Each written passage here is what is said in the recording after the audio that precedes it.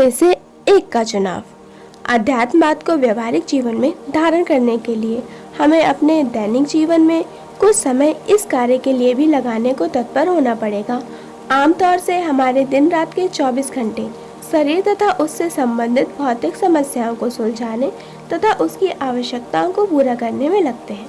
कुछ समय सोने, नहाने, मलमूत्र त्यागने में लगता है, कुछ रोजी रोटी कमाने में बीतता है, कुछ आराम, मनोरंजन, गपशप में, कुछ उलझनों को सुलझाने में लग जाता है। यह कार्य इतने अधिक और इतने उलझे हुए होते हैं कि 24 घंटे का समय भी इनके लिए कम पड़ता है। यदि यह घंटे 2-4 की मात्रा में और भी बढ़ गए होते, एक दिन 24 घंटे की अपेक्षा 26 या 27 घंटे का होता, तो भी कम ही सिद्ध होते। इंद्रियों की वासनाएं तृप्त करने के समय बड़ी प्रिय लगती है, पर उस भोग के जो दुर्वती परिणाम होते हैं वे इतनी उलझने पैदा करते हैं कि मनुष्य के लिए वह सब एक भारी बंधन बन जाता है। जीवा इंद्रिय विविध विधि स्वादिष्ट भोजन जल्दी जल्दी अधिक मात्रा में खाने को ललायत रहती है।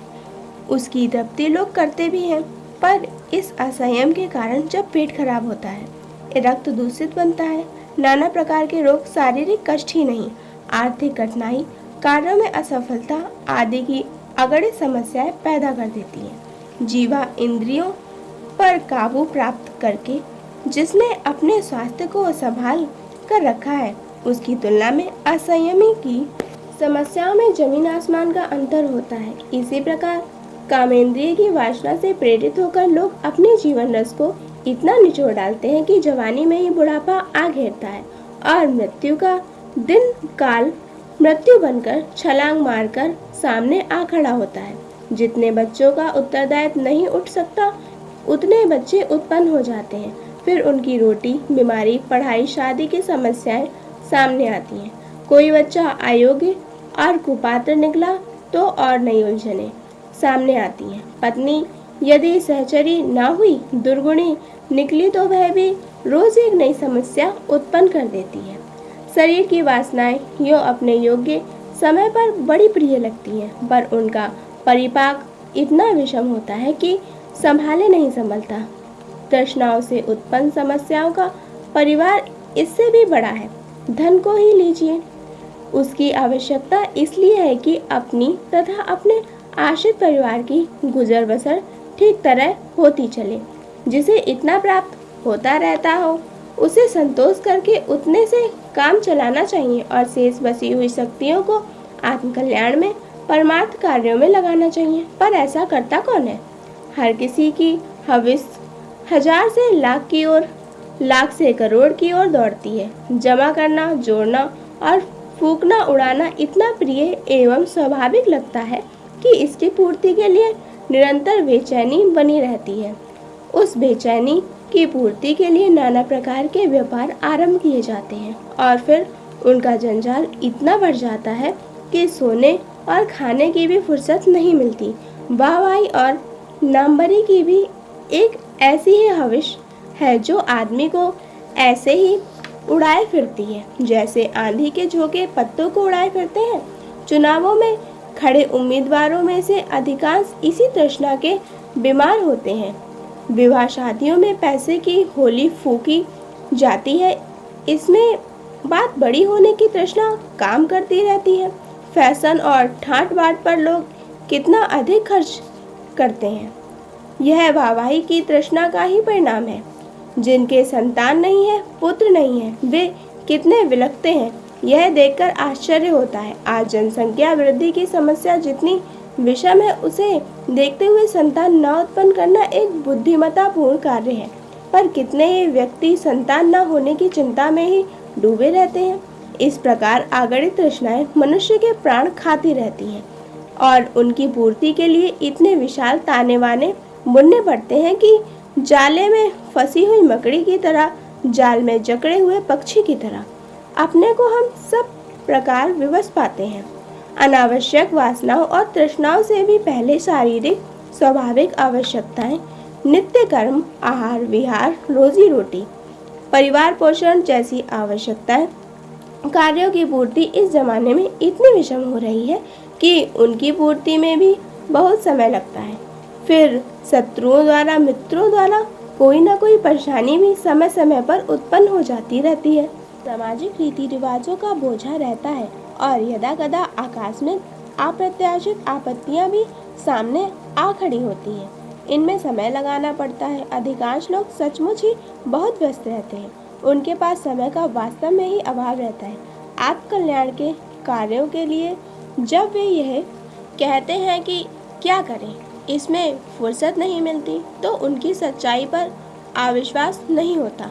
वस्तुतः हमारी आज की समस्याओं का जो रूप बन गया है वह ऐसा ही पेचीदा है कि उससे किसी मनुष्य का आध्यात्मिक कार्यों के लिए समय निकाल सकना असंभव नहीं तो कठिन अवश्य है।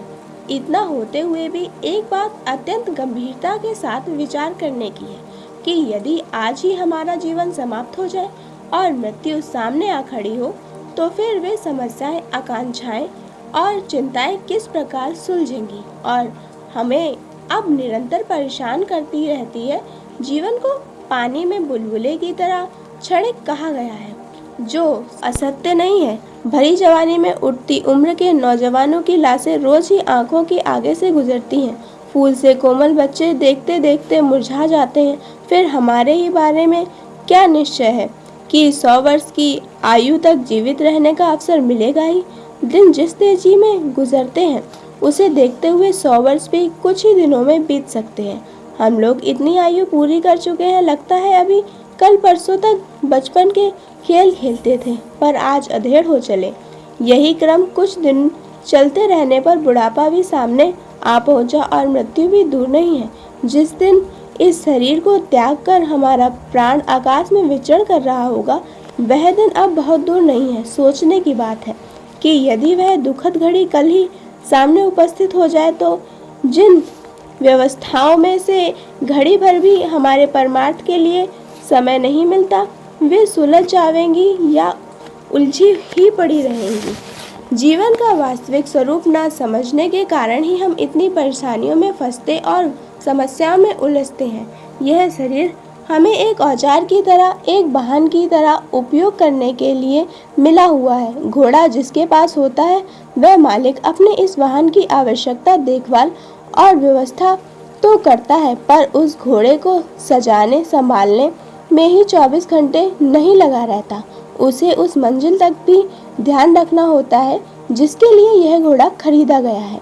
यदि कोई व्यक्ति अपनी मंजिल की बात भूल जाए और घोड़ा जिस काम के लिए खरीदा गया है यह सोचना छोड़कर दिन रात उस जानवर के साथ सवाल में ही लगा रहे, तो उसे उपहास का पात्र बनना पड़ेगा, मूर्ख कहलाना पड़ेगा और घोड़ा खरीदने की उसकी भूल योजना का उद्देश्य ही खटाई में पड़ जाएगा। हम सब आज ऐसे ही मूर्ख घुड़सवार का अभिनय कर रहे हैं। क्या हमारे लिए यही उचित है? शरीर की उचित आवश्यकताएं आसानी से पूरी हो सकती हैं। पेट भरने को रोटी, तन ढकने को कपड़ा तथा परिवार के उचित पोषण की सीमा तक जिसकी महत्वाकांक्षाएं सीमित हो जाए, उसे परमार्थ साधना के लिए पर्याप्त समय मिल सकता है।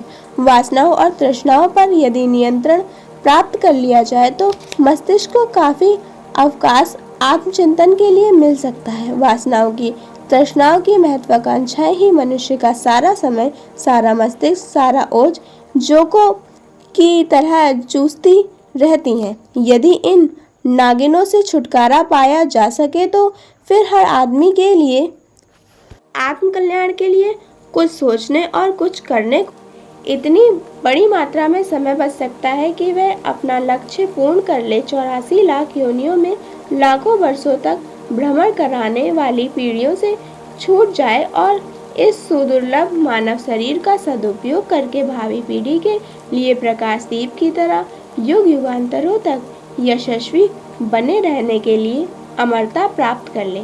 यदि शरीर की अमिट वासनाओं और मन की अनंत तृष्णाओं को एक स्वल्प मात्रा में, एक लघु क्षण के लिए तृप्त करने में सारा जीवन लगा दिया जाए और फिर भी आग में घी डालते रहने पर न बुझने वाली ज्वाला की तरह अशांति ही हाथ लगी, तो इस घोर धंधे में उलझे रहना क्या बुद्धिमत्तापूर्ण कार्य माना जाएगा? इसके स्थान पर यदि जीवन यात्रा के आवश्यक और उचित साधन जुटाने में सामान्य श्रम, समय और मनोबल लगाया गया होता और बचे हुए पुरुषार्थ को आत्मकल्याण एवं परमार्थ में लगाया गया होता तो उसे अनंत काल तक मिलने वाला आनंद प्राप्त हुआ होता और इस धरती पर असंख्य प्राणियों ने उस जीवन से लाभ उठाया होता। जीवन के यह दो ही उपयोग हो सकते हैं, पहला तृष्णा और वासनाओं के जंजाल में जकड़ा हुआ इतना व्यस्त जीवन जिसमें आत्मकल्याण की साधना के लिए न इच्छा जगे और न अवकाश मिले। दूसरा वह जिसमें सीमित आकांक्षाओं के साथ संतोषपूर्वक समय गुजारते हुए कर्मयोगी की तरह संसार के प्रस्तुत उत्तरदायित्वों के शांतिपूर्वक निभाते हुए परमार्थ का भी संपादन कर लिया जाए।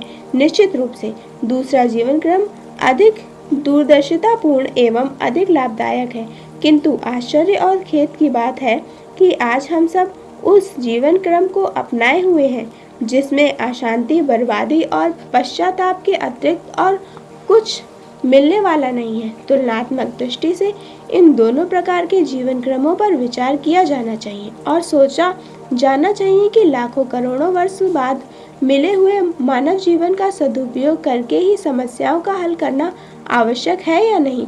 अन्य अनेक साधारण समस्याओं को हल करने में कितना सोच विचार किया जाता है और उसका कारगर हल ढूंढ निकाला जाता है। कितने खेद की बात है कि करोड़ों करोड़ों रुपयों से अधिक मूल्यवान इस सुदुर्लभ मानव जीवन के सदुपयोग का प्रश्न हमें उपेक्षा के कूड़े में ही पटके रहते हैं।